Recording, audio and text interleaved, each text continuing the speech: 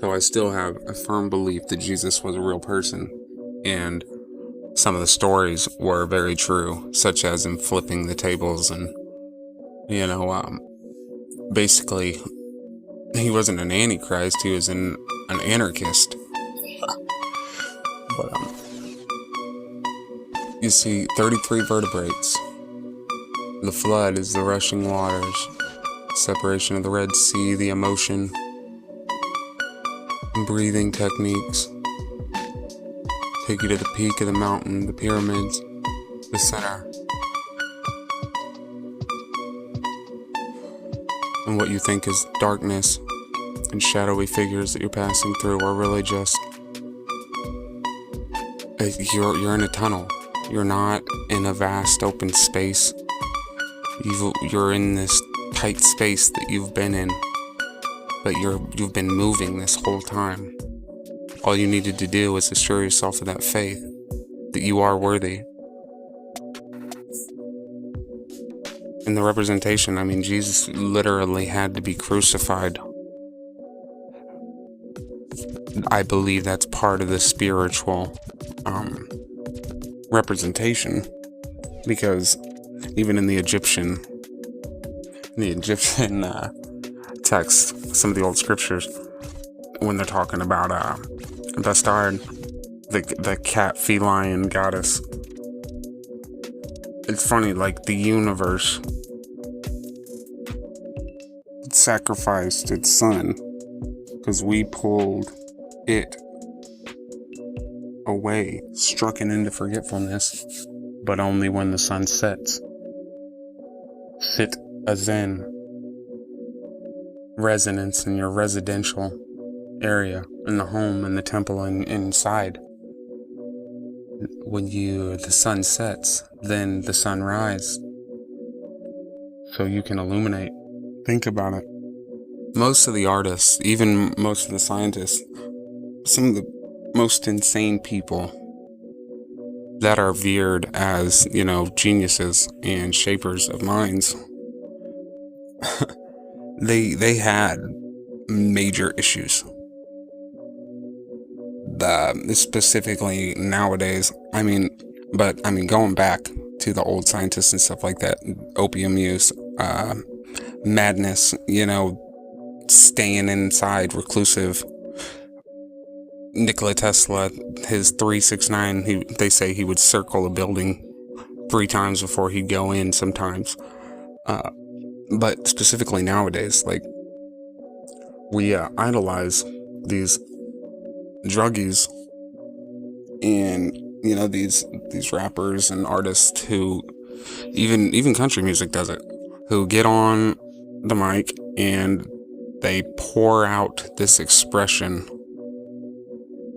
though it's through a filter of this, illusory drug thing, the aura that they paint around it. It resonates with you, and it should resonate with you in this aspect specifically, not because they're druggy and that should be idealistic, but even that person who has so much still is resonating with the deep, deep, unspoken words that echo inside of you. There's no separation from me to you. And, it's a crazy conundrum, because I sit here and I've opened up and said a lot of things, but there's still a lot that I've never spoken because, the shame that I feel and the lack of, the loss of respect to my fans that I feel I get. And I feel weak, I feel like you shouldn't look up to me. And you feel that I'm either this healer or separate in that sense that you are unable to do so. And you look at me as some powerful, brave source. So two totally different worlds, even the people who are peak fame, but resonate deeply with the darkest parts of the human experience. So maybe that says a lot about the communication and the power that resides in it, because I could use that reassurance of that I'm brave for saying these things. And you could use the reassurance that I'm not special. I just took the time to write it down and put it into a rhythmatic form. You can express yourself however, even if it's just telling me the beautiful words that you did, to boost my confidence when I send you a song. Right there, you are the artist. You are the healer. You're the savior. So Christ represents the consciousness, and see, Christ was not the ancestral name as far as, the person. There was not the Christs. I mean, if you want to go ahead and say that there is one Christ, because we are all connected in that way. But the stone basically represents the word. And it's funny because they speak of the silver tongue, the irony in that. Uh,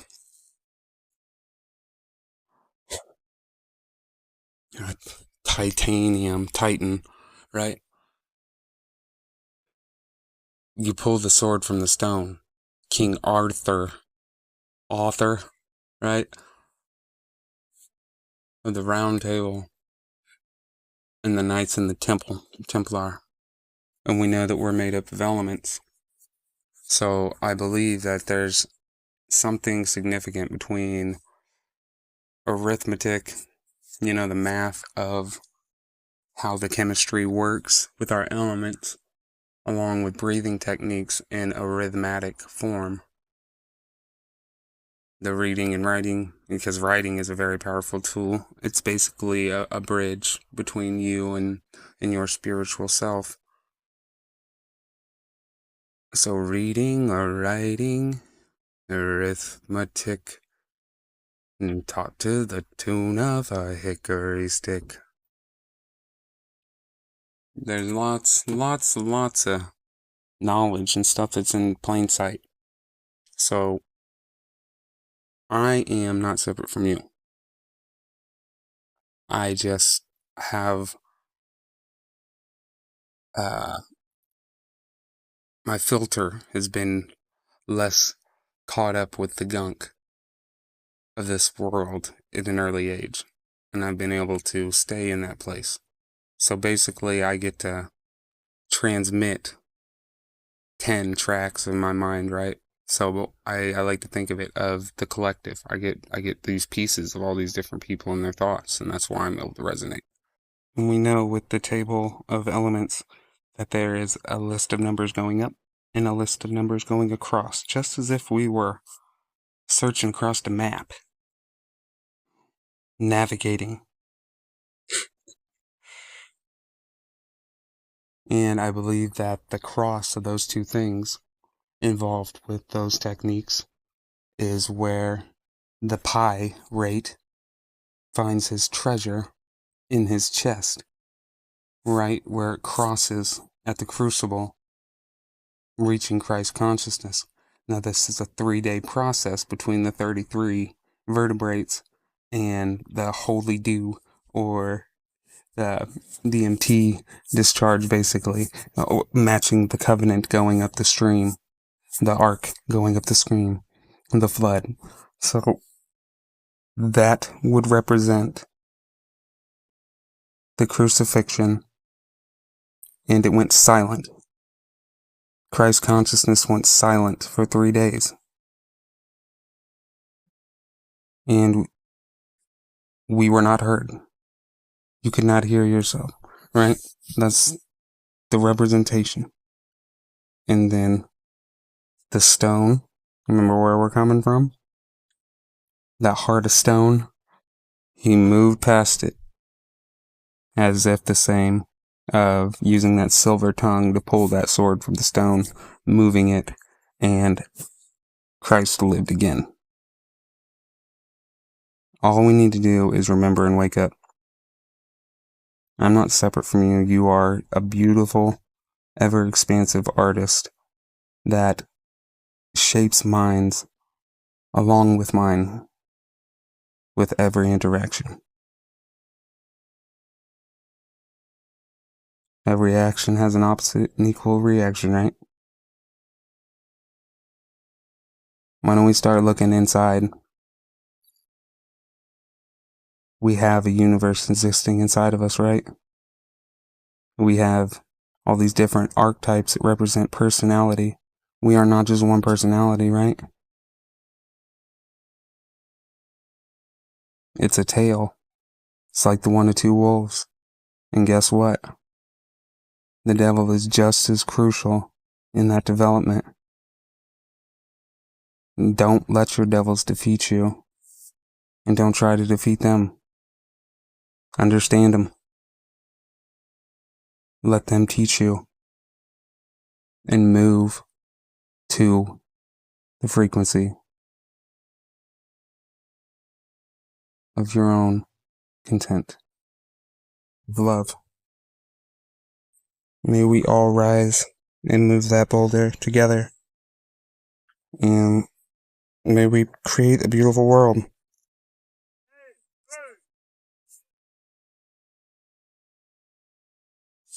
It's all inside you. Stay tuned as the one and only continues to help uncover and put into a more conversational tone to understand some of these concepts.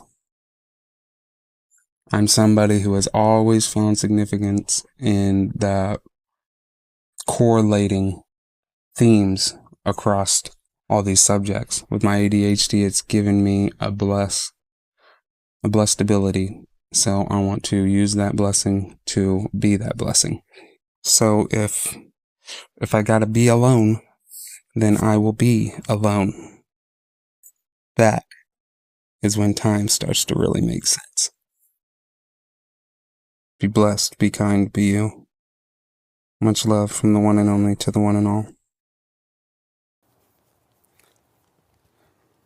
If I was walking down the street, you're having a bad day, we happen to meet in the midst of what is simply a misunderstanding or lack of communication, and I responded kindly. Would that bother you? Would that matter to you? Or would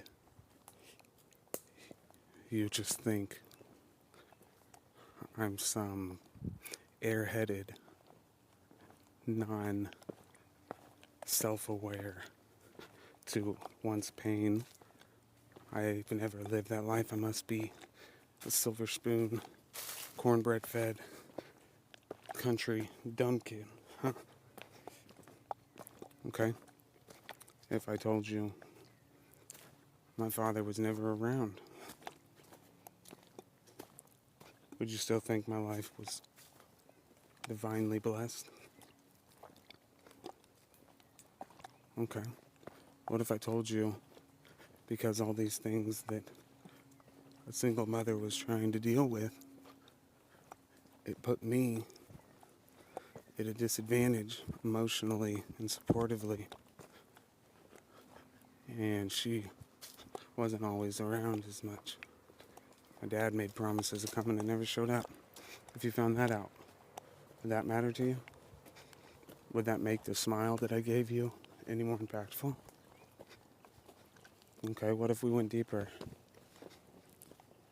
and you found out that I had been molested as an infant? Well, had been foully played with by a babysitter, a male that was supposed to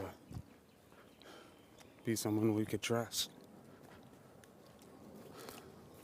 What if I told you that I just wanted to make everyone happy? I once dreamed of being such a big role in humanity, but schools quickly overshadowed my free, creative, individual thoughts and my lack of ability to stay focused or sit down as a simple child. I was targeted, even with the extra attempt of trying to hide in the background. Would that matter yet? Would it matter that the kids would... I'd had a way of being blended through the crowd, so it wasn't all bad. I had friends that are in every corner because I was always genuine, but at the same time, I was always first pick when it was time to be the butt of a joke. They loved to see me as a opportunity to get their kicks, or whatever power it gave them that they felt they weren't getting. But I would hide in backgrounds in class because I knew that I was a daydreamer and I couldn't focus. And then they called me out on purpose, just so that the crowd could laugh at me whenever I said that I didn't know the answer, or when I guessed and got it wrong. So I learned how to turn that phrase. I pulled my silver tongue from the stone that day, and I never wanted to use it for lethal reasons. But I was backed into a corner, so yeah, I would swing that motherfucker with all my might. And, it's funny, I still ended up having a close relationship with all of my teachers that I can recall. Because again, I stayed genuine. They saw that there was so much more beneath. The way I spoke was past my time, or before my time.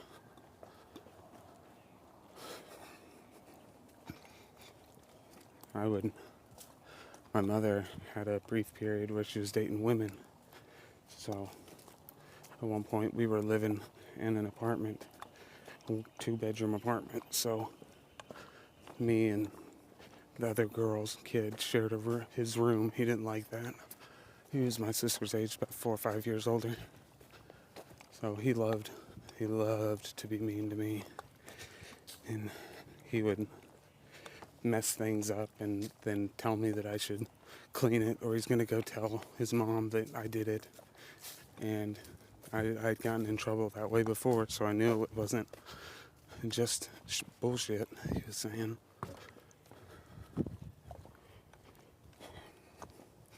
There's even a time where my mom's girlfriend forced my mom to spank me. And I was aware of the situation even at that age. I was emotionally in tune, and I knew my mom was hurt, but I cried because I got spanked. And then this girlfriend, the same one who told my mom to spank me, held me and said it's okay, while my mom was sitting there crying after having to spank me. And now I'm being coddled. She feels like she did something wrong. I remember having cops break in the house in the middle of me eating dinner one evening. They even went through my fucking lean cuisine kids meal to make sure there's no drugs hidden in it. I didn't know what was going on. This is all at an early age. I may look young, and I'm still pretty young for what's worth. But for every year that I have of life, I have a friend that is no longer with me that has existed on my path. So I know there's at least 33. It's been a while since I've counted it. But, yeah.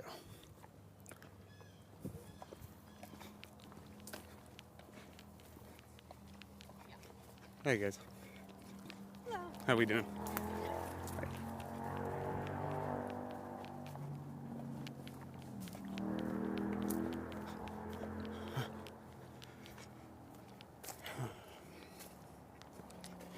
I lost a lot of people, that's for sure.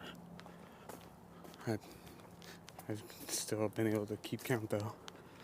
I've only actually had 13 sexual partners in my entire life. I've always kept track of that. I thought that was important to me. Used to feel like it was embarrassing, but even though they weren't all quality, the emotional connection was. I always figured quality was better than quantity. Especially when looking for a partner, I don't find that personally attractive. I don't hold nothing against you for that, and I respect anybody who owns themselves. But yeah, I don't know. That's their deal, and yes, respectfully, I just don't care to be a part of that. But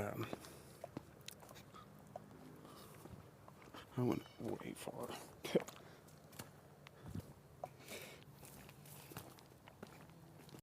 My grandpa, he was the one that I was left with when my mom had to go to work and stuff, which was a great man. He helped shape me and understand a lot of things so that it wouldn't be so difficult for what I'm going through now even. But he passed away at a really young age, and it was pretty fast. It was within like 2 months. We'd found out he had pancreatic cancer, and he just turned completely yellow. In his last days, he was like just moaning to the sky. I can still hear those sounds now. At the time, I was so overwhelmed I didn't know what to do. I had walked away from the house, and I looked up to the sky and I begged for my grandpa to be taken as a sense of relieving him from the pain that I could clearly hear him going through. I didn't want him trying to hold on for us if it was time to go. And it ended up happening within the next day or two. And I think that's something that's bothered me for a long time. I always held this idea of my power was used for such a dark, a terrible way. And I've really resented myself for a long time because of that. Then shortly after, my mom's boyfriend that she was with at that time, and he was just a friend with benefits partner that she saw every once in a while. She was having problems keeping the house payments up, and she asked, she told us that she needed help. So I allowed this man in just a few short months after my grandpa passed away, and not having my dad present. So this was a very new thing I was about to deal with. He came in, and I see now that he genuinely cared, but he was so stern. We butted heads hard because I was a young kid who, I mean, rightfully, I had been through a lot, and me and my mom's connection was the only thing I had. I do see how I might have taken advantage of that in a way. We can both look at it as how we overindulged, her nurturing aspect and my deep mind acknowledging deep down. I feel like I can see that. So he saw that, and he tried to help relieve stress off of my mom because she just lost her dad. I mean, but he just came on so aggressive, and I was in a place to handle that. So we had some bad experiences there at the beginning, but I think that's all part of what strengthened our bond once I understood him and his past, which he didn't always have it easy either, and he was a man worthy of respect in certain aspects. He was a mentally strong man.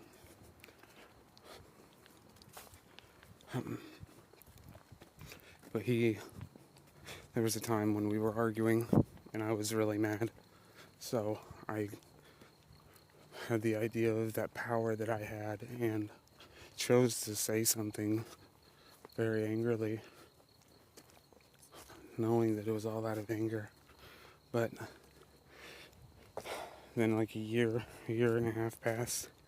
He took us to Florida. First time I'd ever been out of the state of Missouri, which is amazing. We were really starting to get close.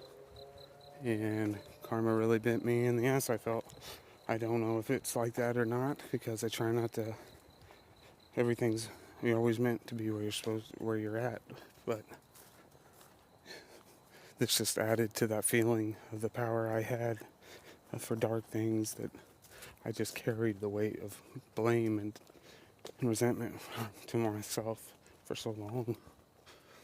I have to forgive myself sometimes still. I know I didn't really mean it, but I still feel like I did because I was so mad. I don't know. It's a difficult thing. But here is my vent session for the day. I hope to humanize from the one and only to the one and all. Don't be afraid to admit these things. Let them out. Thank you for listening. Thank you for being a part of my journey. Be blessed, be kind, and be you. You are the world. You are the universe realizing itself. You have to you have to unlearn to relearn what you are. It all starts with inner work. So, you think of the way the pyramids are set up. Ancient sacred geometry. Think away the sinus is right there, and the two holes connect right there at the center point, right where your third eye would be. Through breathing techniques, you activate it.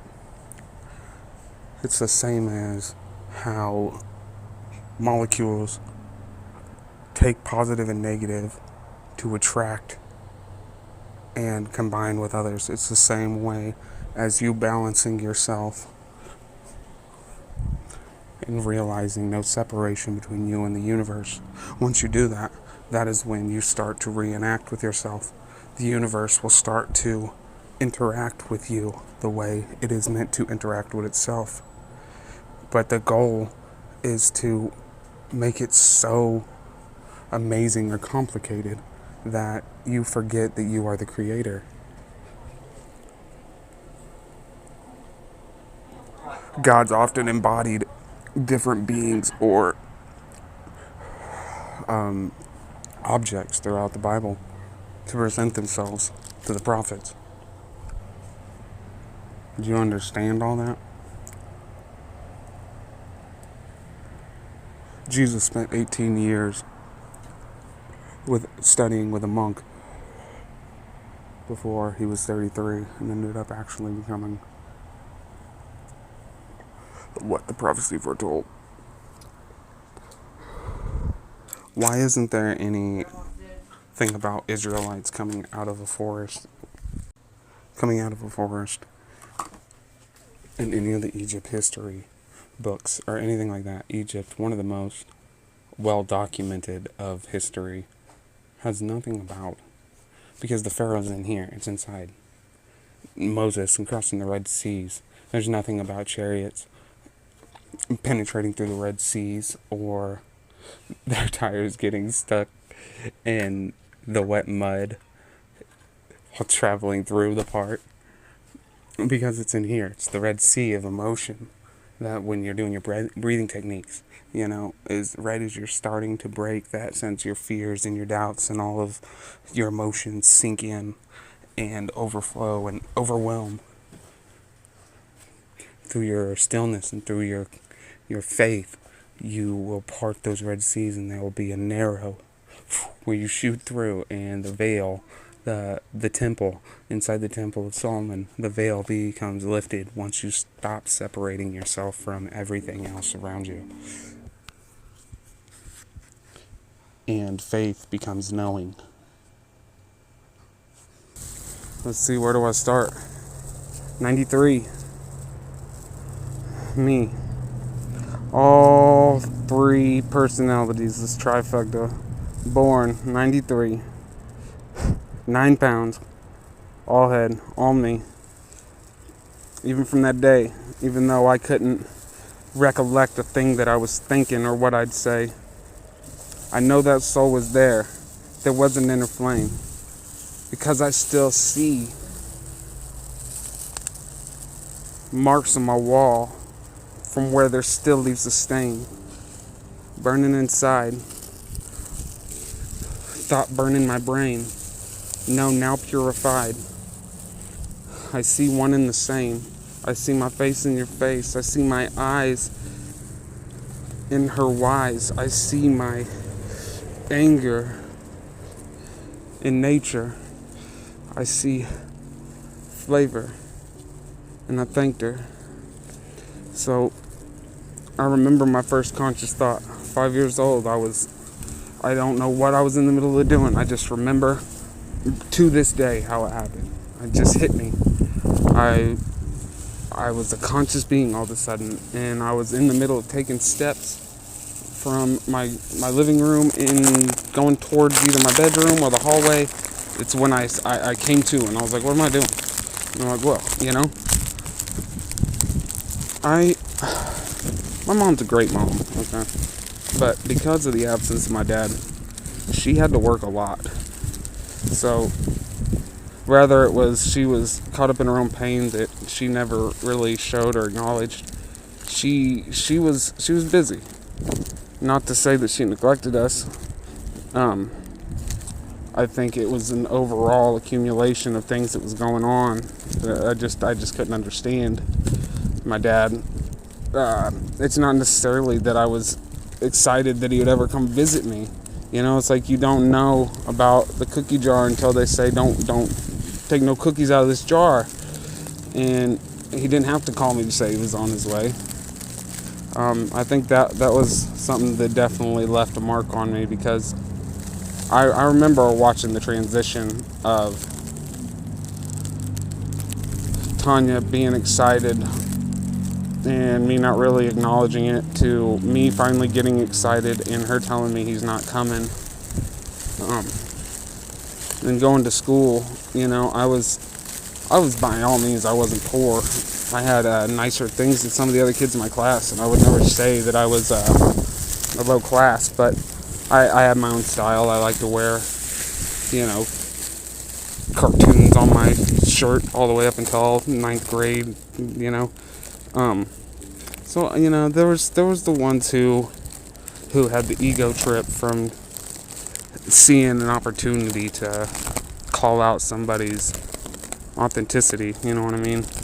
So I learned, if I couldn't stand in the background, I'd learn not how to stand up for myself, but to do stand up for everyone else, I couldn't keep up in class. I couldn't pay attention. I had dreams.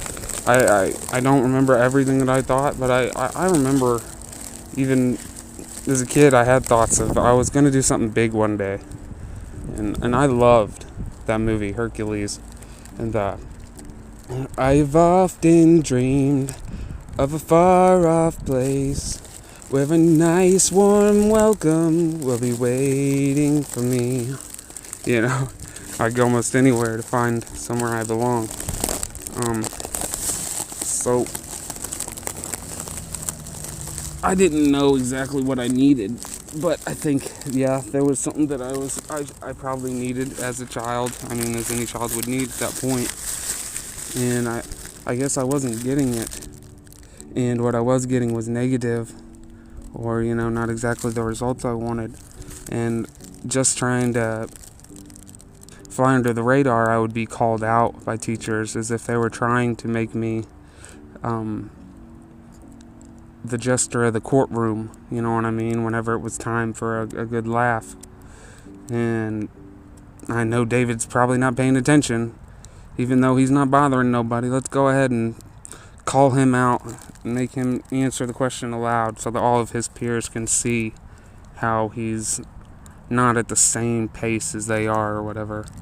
So I learned quick I had an imagination like no other, So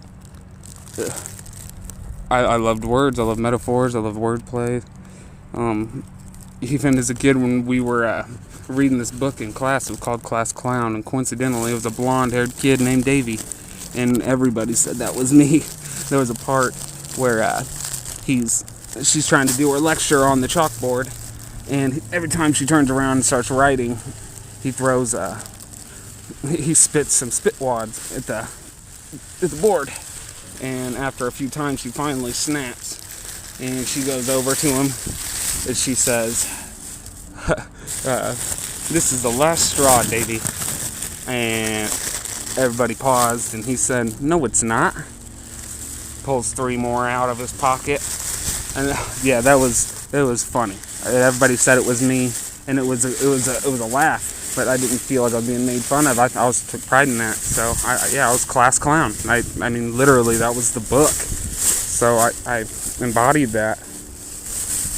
That might have been where my need to be a comedian came from. I originally wanted to be a cop, but if I wasn't taken seriously, then I would provide another outlet, because even I know that I was good for being a laugh, but if it put a smile on people's face, then that's always what made me feel better. So I harnessed it, and I guess I alchemized that as a kid.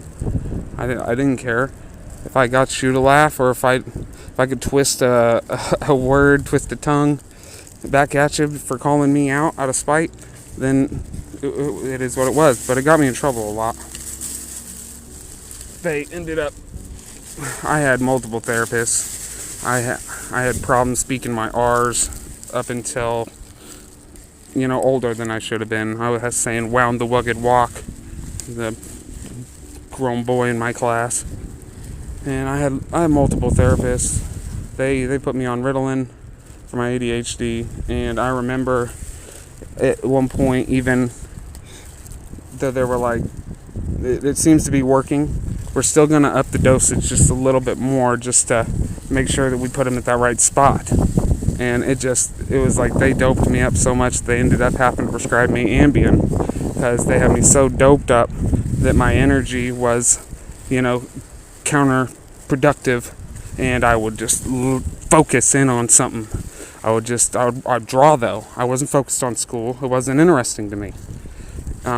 So I'd just draw. I even made a fake club where I cut off a bunch of different dollar bills and had different prices written on them, and made my own little club, and all these different kids were working for me, and I was handing out paper money at the lunch table. And I didn't want to go out. Whenever I came home, all my friends who wanted to play kickball like we normally would, I would yell and tell them to get away from me, like a demon came out of me.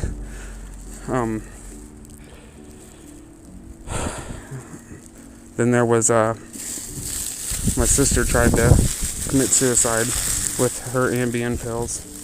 I don't know what I was thinking. I guess I did know the threat, but I didn't think that it was going to happen. So instead of pouring them down the drain, I took them.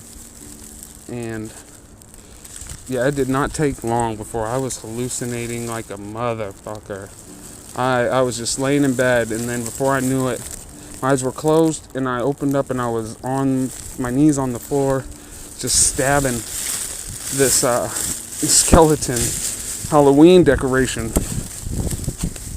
And I had monkeys hanging from my top bunk, handing me toys to beat this thing down with. It was super surreal. And then I was on the couch in the living room, My grandpa turned into what looked like King Louie from Jungle Book, and he's desperately trying to ask me what I took, but all I can hear is and I'm just looking down and seeing the couches rising up off the ground, and yeah, it was all bad. I should have died that night. I ended up making it to a hospital. They gave me the black charcoal drink. I had to chug that shit down, and they ended up keeping me in a mental hospital, and I had to stay there for like a week and a half with a bunch of openly messed up kids. But it really wasn't that threatening to me because, I've been so used to being made fun of or made to be weird for my special tics or whatever I had. So I didn't care. It was like I had a place. I helped out some of them kids. Like whenever they'd have tantrums, I'd come in and I'd be like, well, what if we did this, and that would help it out like that though, right, buddy? And that would help these kids. And I remember that as a kid as well. I like to say, how can you be the judge if you've never played the jester? You gotta let the addicts and the doubters lead the doubters, because they know what it's like to be there. Like the strength that combines is stronger than anybody who has just blindly walked the path of bliss.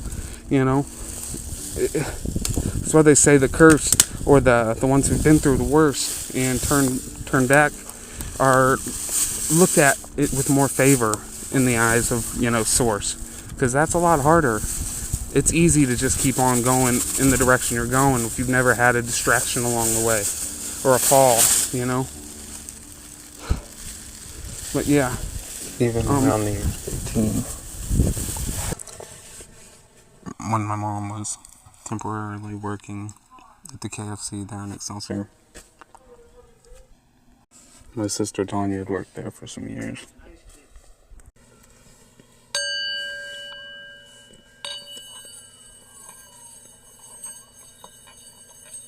They had told me about this girl they knew would be perfect for me. Her name was Amanda.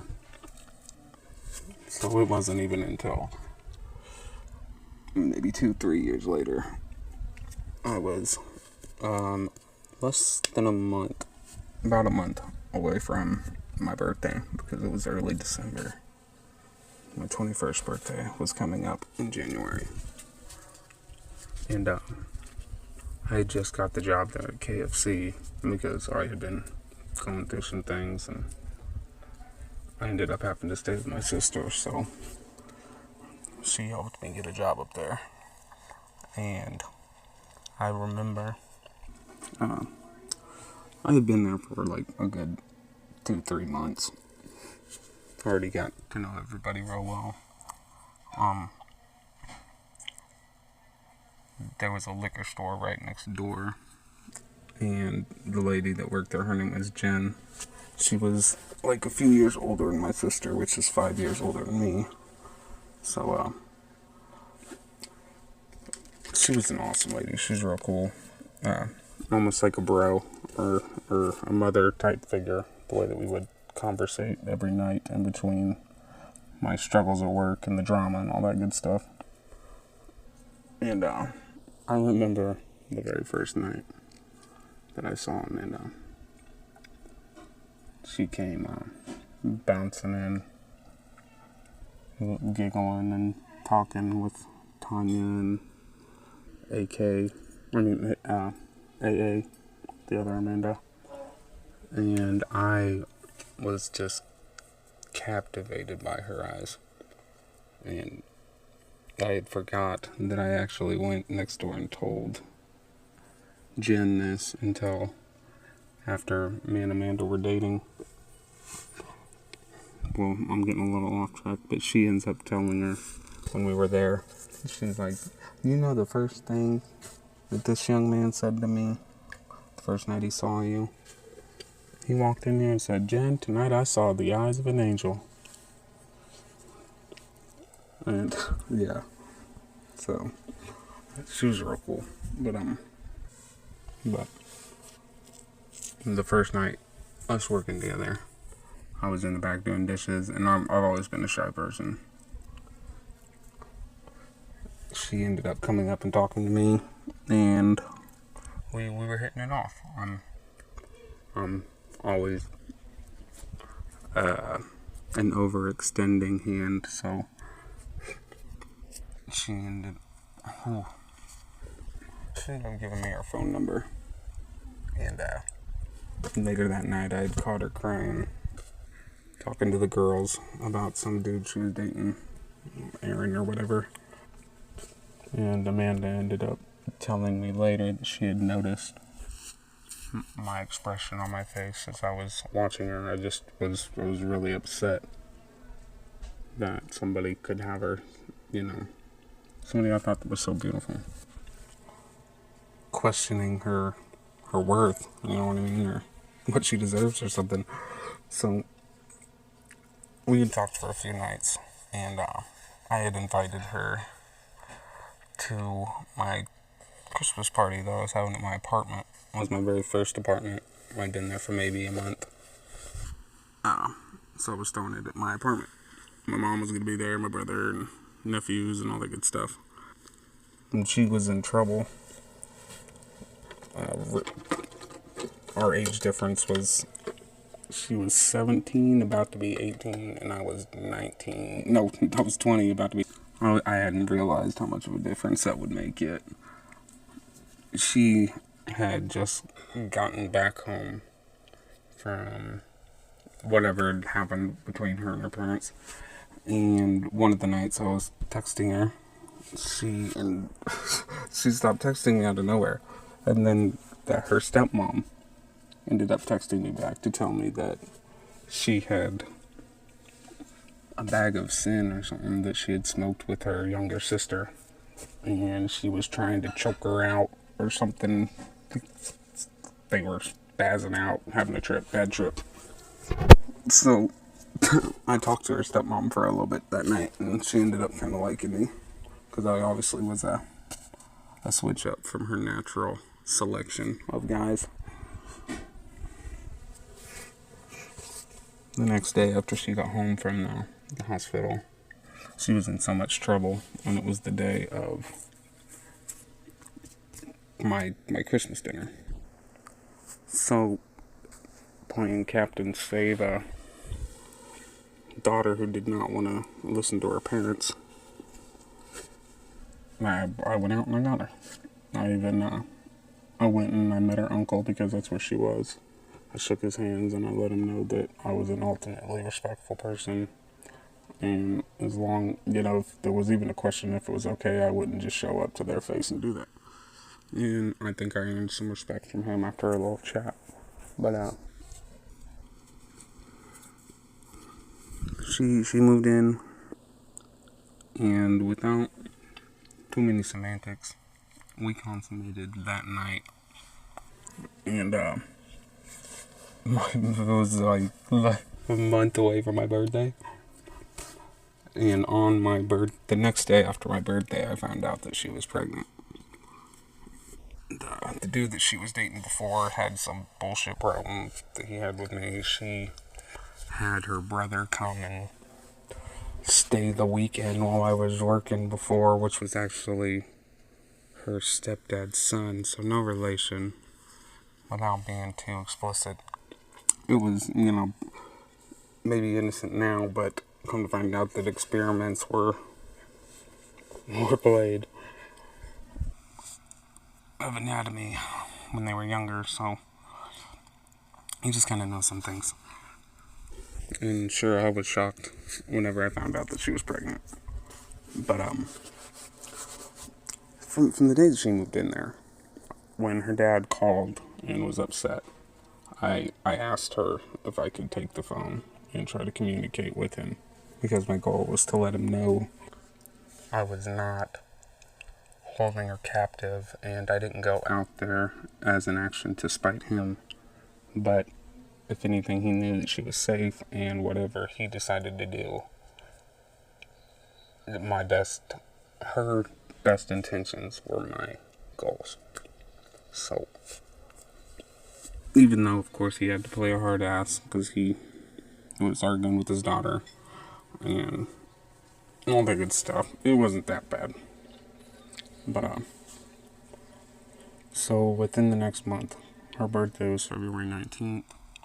On February 14th, Valentine's Day, I asked her to marry me. I had gotten a very cheap, I mean, it was $200, but it was cheap to what I thought it was worth. I went ahead and proposed, and, we made that official. It took maybe 3 months, because my brother was staying with me too, in this studio apartment,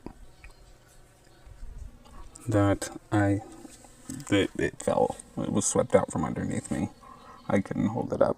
I was a new homeowner and didn't know what to do right, and yeah, it was my fault.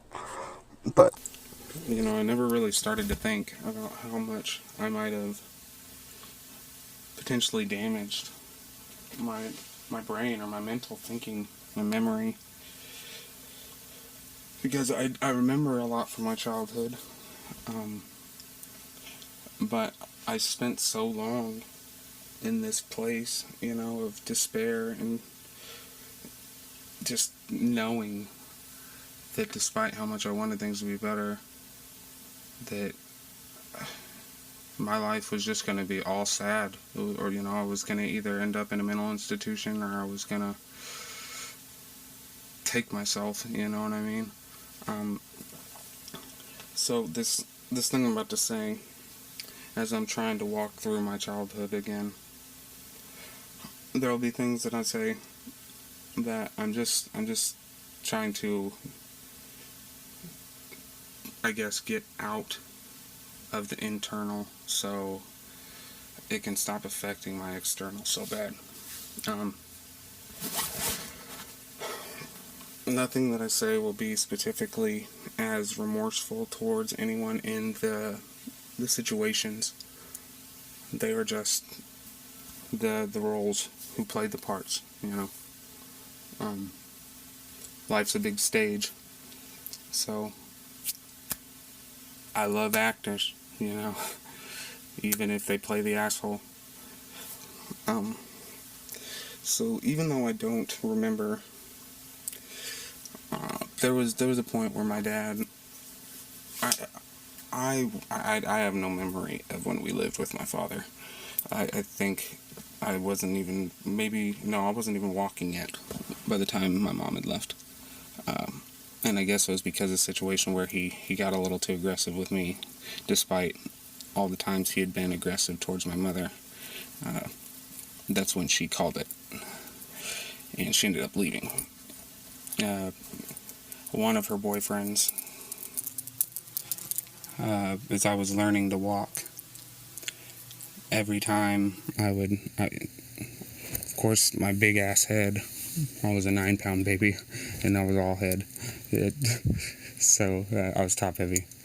When I was learning to walk, I would, of course, lean my fat head forward and lay it on the ground and use my arms to try and push myself up on my little chopsticks so I could get some balance, stand up straight. And whenever I would do that, my mom's boyfriend at the time would come up and he would just use his 2 fingers and tap me right on my forehead so I would fall right back on my ass again. And I guess that was something that he did so much that my grandfather at one point had saw it and told him that if he ever did it again, that he would, obviously wouldn't have been good. Another situation, while I was still a toddler or an infant, my mom had to work and she thought she could trust this person to watch me, a male friend of hers. And we'll just say that I was bruised in areas and swollen in areas that no baby should,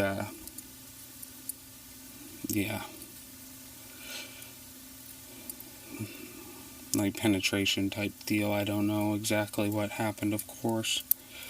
I was an infant. But, so those are just a few things before I was even conscious of myself, And then, of course, I remember when I became conscious at like 5 years old, when I was just like in the middle of walking through the living room, and it was like my eyesight came in, and I knew what I was doing. I even remember thinking about it, like, what the hell was I just doing? And, it was like I was just stepping into my body for the first time. At school, I recall I had to go, even from elementary school, because I used to have a lisp. My R's, I had real trouble with my R's. I would say the wound, the wugged walk, the wugged wascal wan. And though my great grandmother at the time, I remember her saying, I hope you never grow out of that. But it was so serious to me. And I remember having to go to the counselor a lot. As a kid, you don't acknowledge these things for like different, until you're older and you're looking back. You don't realize. I didn't think that I was like different from any of the other kids or on a different path, but there was no other kids that I remember going to this counselor as much as I did at school. And I remember, this is me just starting to remember these things, so it's like some of these, it's crazy that it's hard for me to remember, because it's like I tried to project this shit out. But yeah, I remember going to her and her helping me with my speech impediment, and I guess things that I was going through. Because my mom worked a lot, and there was often times where she had to drop me off with my grandpa and leave me there, and I didn't understand why. Which my grandfather was amazing. He took good care of us, but that still doesn't fill a hole, or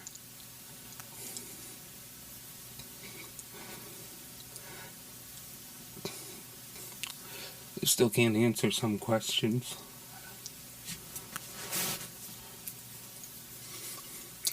So I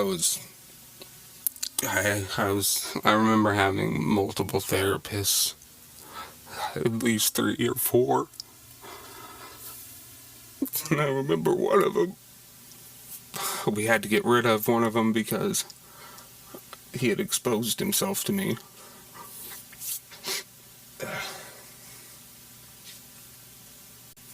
I recall conversations between my mother and him, or the other therapist, and they were suggesting that, I was too hyperactive, that I couldn't focus. I was a daydreamer, and at one point I remember when the Adderall was doing what they were supposed to, they still were telling Mom that, it seems to be working, but I think we should up the dosage just a little bit more. Which didn't make no sense to me, but this happened. It got to the point where I was so high, I was in one place all day, focused on one project, and when it was time for bed, I needed a heavy sleeping pill, Ambien, to put me back to sleep, because I was so high on this over-the-counter drug.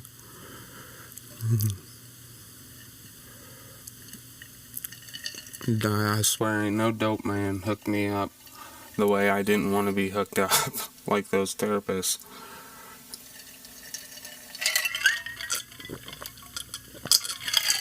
So, needless to say, I felt like I wasn't getting attention, I think, in the places that I needed to. And,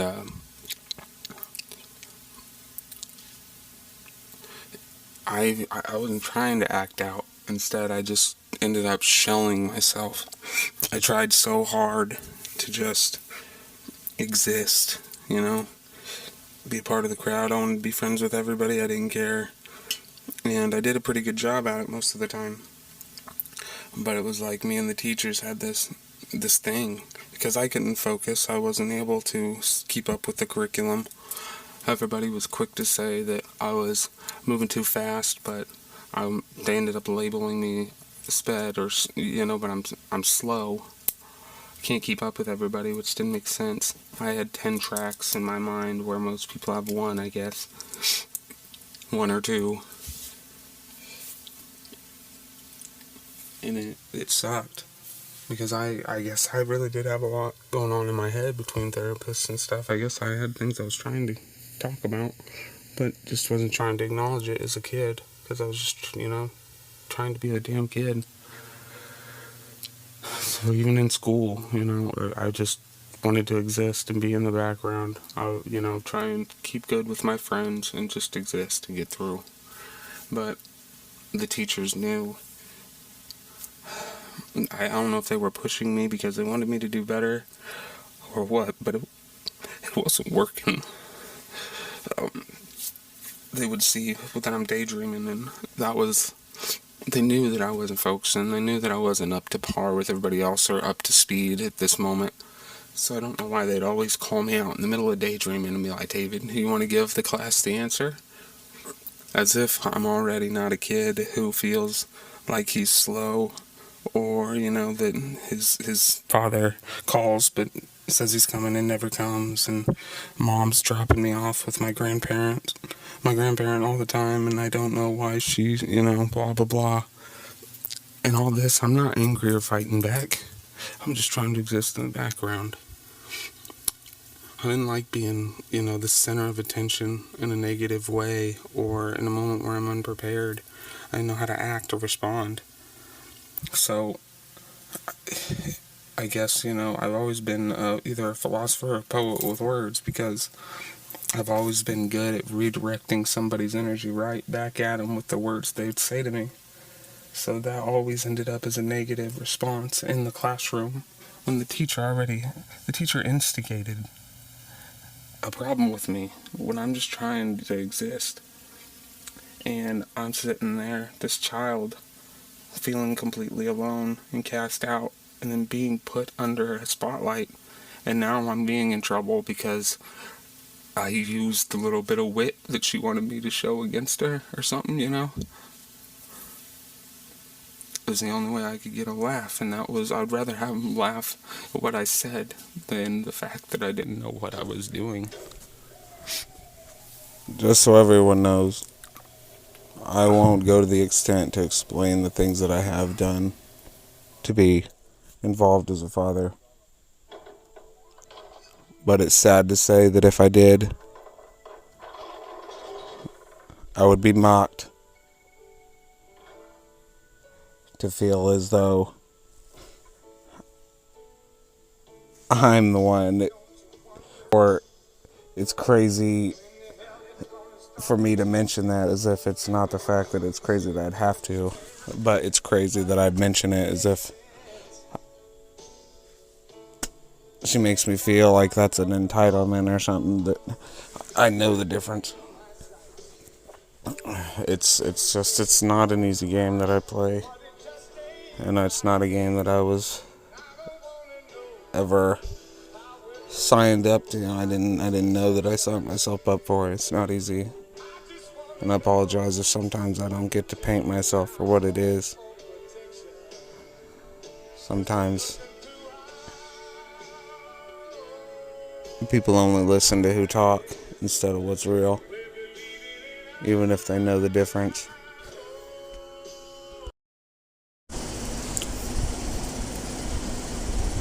You could be gathered round in front of a room of all different thoughts and aspects, varieties, shapes, colors, sizes, even thought, perspectives, genres, religions, ethnicity, and you can play into certain things, open-mindedness, respect.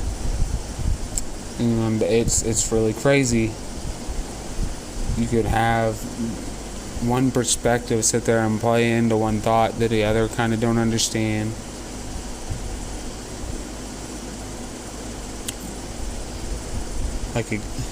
It's crazy. I don't see anything but actions. And I'm not so arrogant to say that I haven't ever had I'm ignorant. I was ignorant. If I didn't know better, I only know what I grew up in my environment until I learned differently.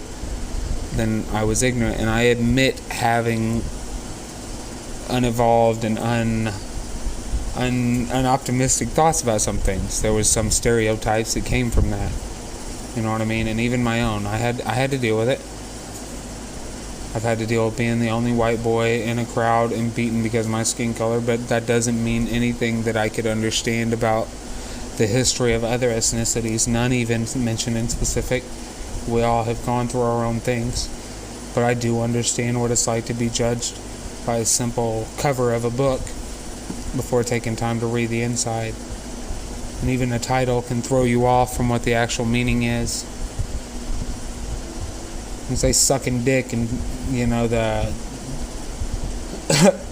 typical pessimist is going to pass on it because they assume it's about the whore they were with sucking dick, and that might attract one that doesn't have the same perspective, because the truth is about life, sucking dick, and adapting to the fact that there's nothing you can do about it. So in that same fact, you could have a gay black male communicating with a white male who they assumed is straight, and that person could open their mind up and talk about the thoughts of optimism and open-mindedness towards what sexual stimulation means and attractiveness to certain body organs or features in somebody.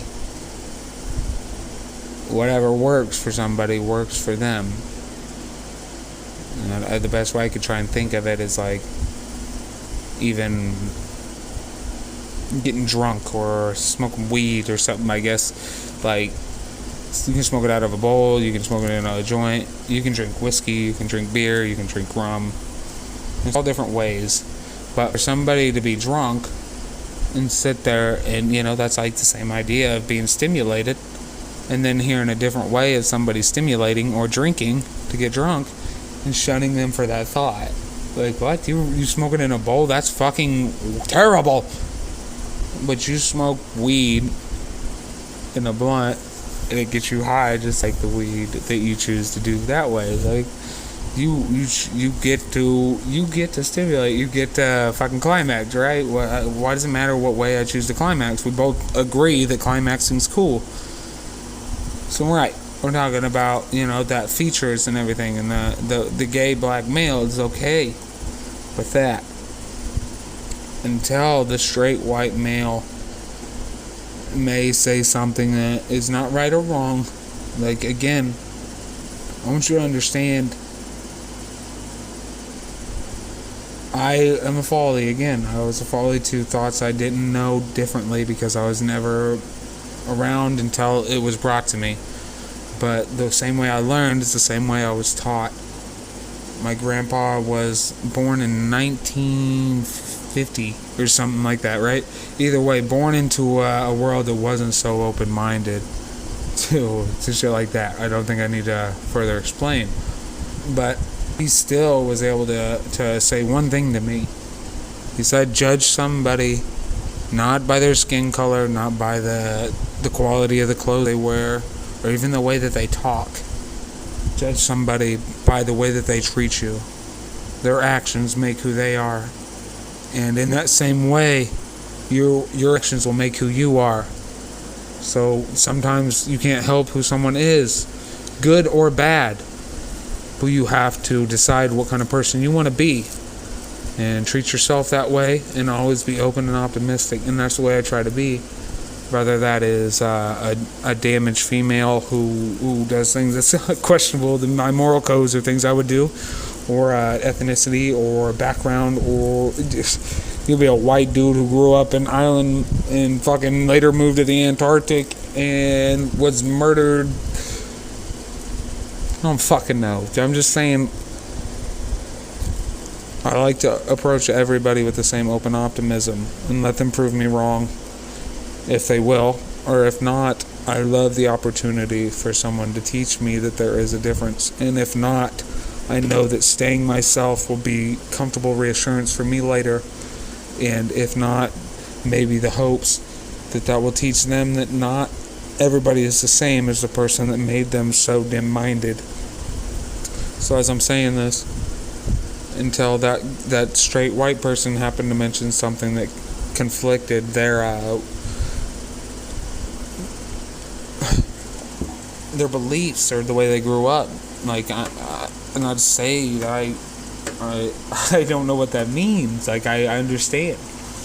Like, it just sucks when something specifically conflicts. When in the same fucking way, like, it's the meaning of what I'm telling you. It was just a word. We're just talking about people should be less so close-minded. Like, if I don't specifically think of myself as bisexual, but I'm not against any fucking clear gay male. I don't want to do that, but that's not to say that your way of fucking being happy or stimulated doesn't work. And as long as you allow yourself to believe that someone thinks differently, or that shit holds power over you, trust me, anybody, baby, like, real recognizes real, and if it don't, that's okay. All you got to sleep with is what you did, okay? Be yourself. Let that shit be shown. Don't let somebody think. My grandpa specifically told me this. Is leading back. I know I fucking drag off. But his first real best friend and one of his last best friends that he always told me about, he had to specifically mention this because it was different in his time period, was a black man. One of the first he ever really knew and became connected with, but one of the most loyal and lifelong friends he ever made. He told me that, and I didn't understand why that was a thing. But he told me that because the way he grew up in the place he grew up, that sounded crazy. So I slowly learned that fact. And even with a bully, he'd tell me, he's like, if somebody picks on you, you know, like, you can sit there and you can let it happen, and shrug it off. Eventually, if you have to, stand your ground. If that person chooses to do it, one of the best options at the third point would be to stop letting them show that it holds weight over you, that it has power for them to do that anymore. Because once somebody sees that they can't fucking hurt you or upset you anymore, it's not fun to them anymore. If they want to, maybe that person's been shunned at home. Maybe their dad makes them feel shitty. I didn't have a dad, but even a bully picking on me, I had to stop and fucking understand that. Maybe there's reasons or not. But once somebody sees that shit don't hold power over them anymore, they'll stop. So why can't I say a simple word? You know what, for the sake of fucking argument, I'm going to say this one time, and I understand it's so ugly. I don't like it. I don't like the world made it ugly, but no word should be unpermittable.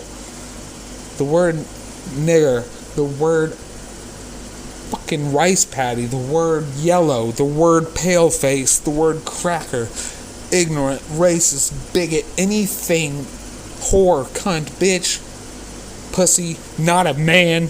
I've heard it all. And I allowed some shit to fucking hold weight over me too. But I had to take time to understand that patience. And if you really want the world to be what you want to see, you have to be the world you want to see for the person that doesn't believe. And that's real. I mean, we all stay optimistic and some lose faith. So that person who's treating you the way they treated maybe not be as bad as you think. Maybe they went through what the fuck you went through and they just finally reached a breaking point. But that don't mean they gave up. They're waiting. Show them differently. For not just the sake of that, for the sake of yourself. Be open-minded. Forgive them for not understanding. And get that that's the way it is sometimes. You don't understand why they can't understand that you should understand. That's fucking crazy, right? But, like, at least you put the option out there, and there will be somebody who's open-minded to that thought. That B will extend and pay it forward, and hopefully, eventually, through generations, we will live in a world where nothing needs to be mentioned. There's no color that separates us, because we are all just beating hearts. Just like the earth we walk on. Just like the squirrel that you cut down the home to build bigger homes for. Just like the beating heart of the sun that you convinced us we had to go to work every day for and drain any time ever spent with them. You fight for that, and that's okay, and I get it. I don't get it, but I'm not gonna make anybody feel bad for what they had to do to make it work. I'm trying to make everybody understand that. Maybe through generations of patience and understanding and tolerance, we can eventually work to that place. There should be no word. No word. How can I teach the world tolerance over a word such as whore, bitch, transsexual, or others that need not be spoken anymore, because I understand patience. But how can I convince someone else that doesn't mean a thing when the one who argue against it can still get offended at the person using it to fight for that same goal? We're fighting on the same team, but because of certain separations, you choose to let that affect your judgment on how I fight for us. How does that not conflict both of our goals, man? I get it, and I'll forgive you. But do you want me to stop fighting? Do you think you should stop fighting?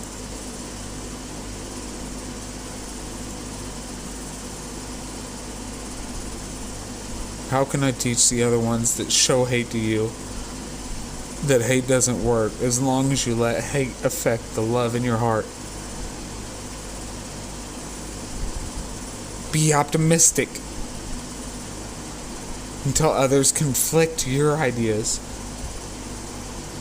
You know what? That's something I've been told since I was a kid.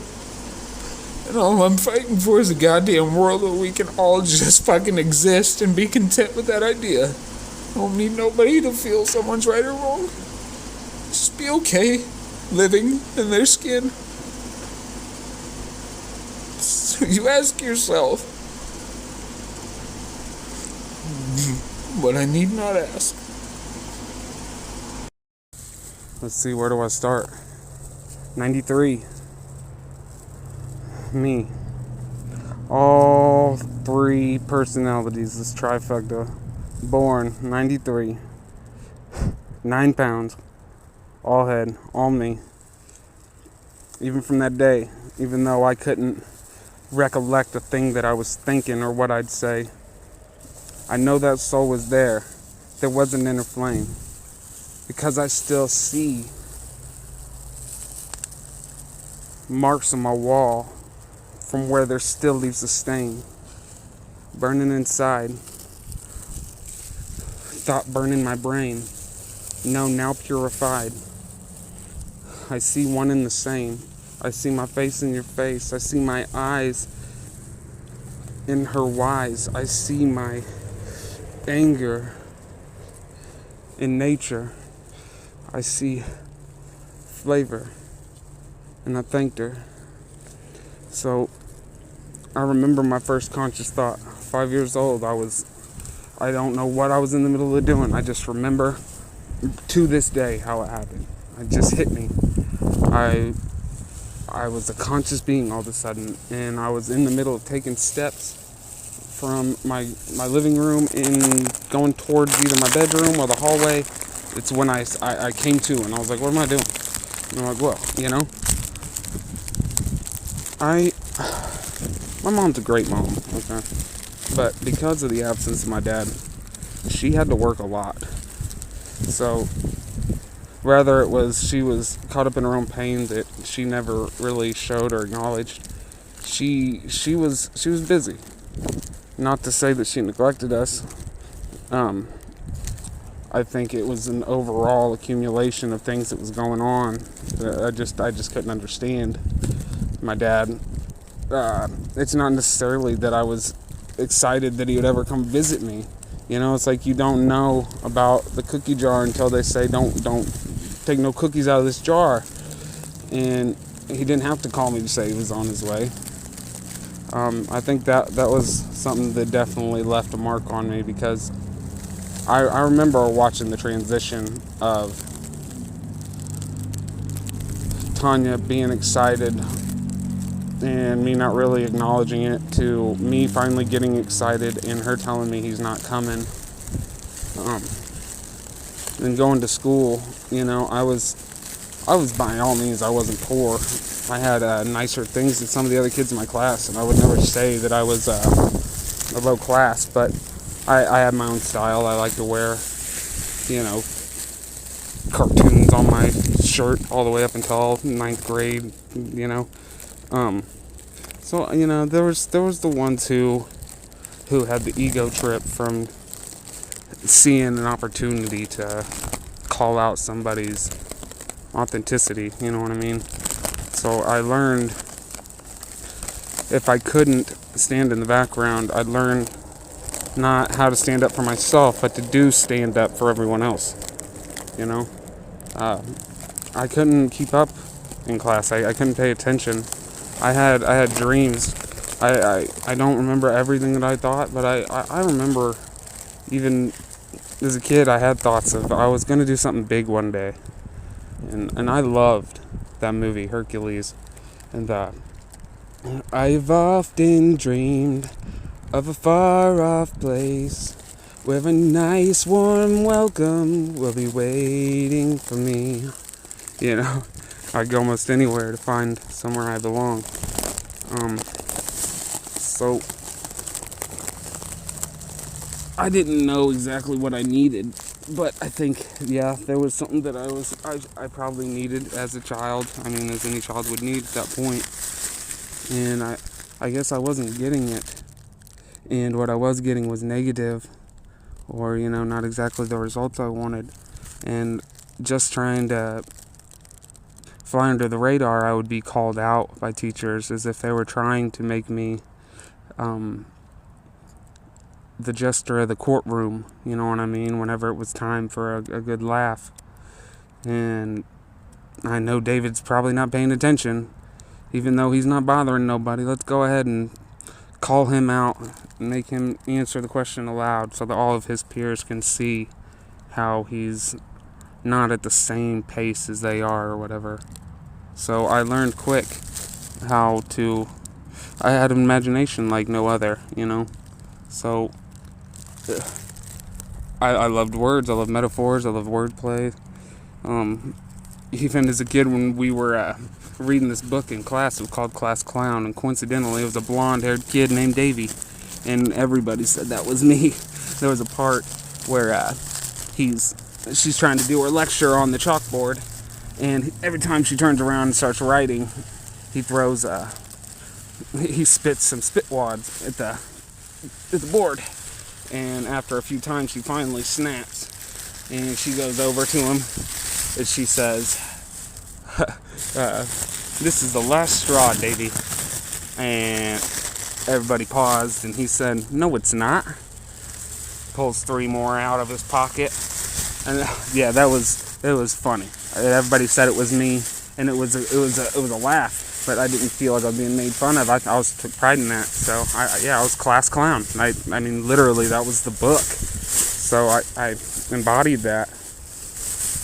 That might have been where my need to be a comedian came from. I originally wanted to be a cop, but if I wasn't taken seriously, then I would provide another outlet.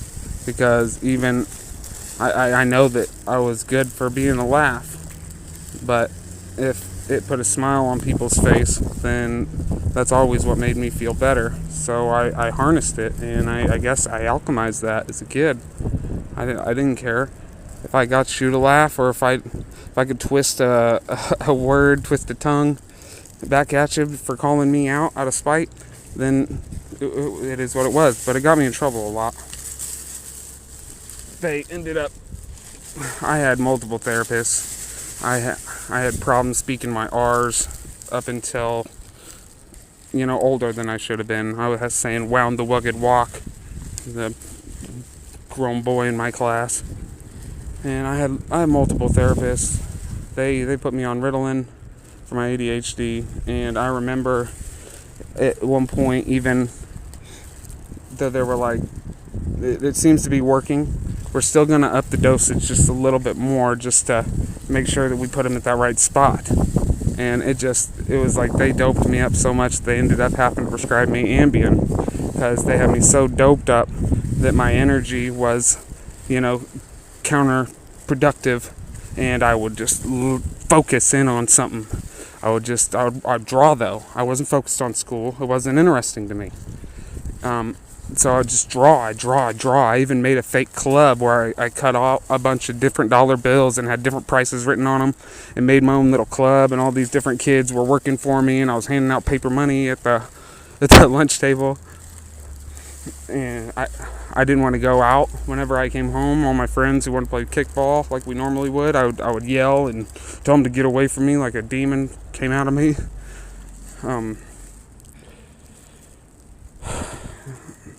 Then there was my sister tried to commit suicide with her Ambien pills.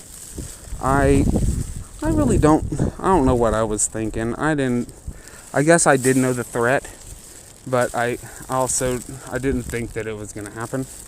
So instead of pouring them down the drain, I took them. And yeah, it did not take long before I was hallucinating like a motherfucker. I was just laying in bed, and then before I knew it, my eyes were closed, and I opened up, and I was on my knees on the floor, just stabbing this skeleton Halloween decoration. And I had monkeys hanging from my top bunk, handing me toys to beat this thing down with. It was super surreal. And then I was on the couch in the living room. My grandpa turned into what looked like King Louie from Jungle Book, and he's desperately trying to ask me what I took, but all I can hear is and I'm just looking down and seeing the couches rising up off the ground, and yeah, it was all bad. I should have died that night. I ended up making it to a hospital. They gave me the black charcoal drink. I had to chug that shit down, and they ended up keeping me in a mental hospital, and I had to stay there for like a week and a half with a bunch of openly messed up kids. But it really wasn't that threatening to me because, you know, I've been so used to being made fun of or made to be weird for my special tics or whatever I had. So I didn't care. It was like I had a place. I helped out some of them kids. Like whenever they'd have tantrums, I'd come in and I'd be like, well, what if we did this, and that would help it out like that though, right, buddy? And that would help these kids. And I remember that as a kid as well. I like to say, how can you be the judge if you've never played the jester? You know, you gotta let the addicts and the doubters lead the doubters, because they know what it's like to be there. Like the strength that combines is stronger than anybody who has just blindly walked the path of bliss. You know, that's why they say the cursed, or the ones who've been through the worst and turn back, are looked at it with more favor in the eyes of Source, because that's a lot harder. It's easy to just keep on going in the direction you're going if you've never had a distraction along the way, or a fall, But yeah, I guess that's all that we got time for right now. We will follow this up again later.